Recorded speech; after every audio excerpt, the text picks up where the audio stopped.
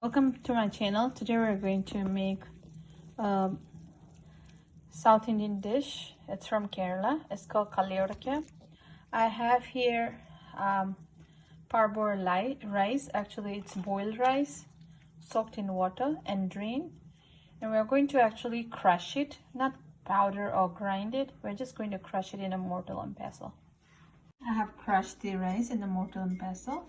You can even do it in a grinder or your blender. Just make sure that there's no water in it. Just if it's too dry, just add a drop or more, like a three drops of water, not more than that. So this is how it looks. Now we are going to add a teaspoon of cumin seed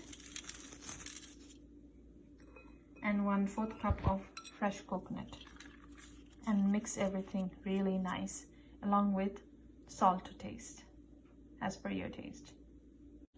So the mixture is ready.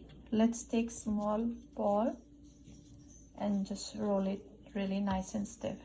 I have here oil heated. To that I'm going to drop in the balls.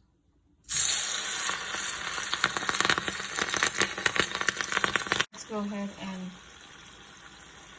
strain it.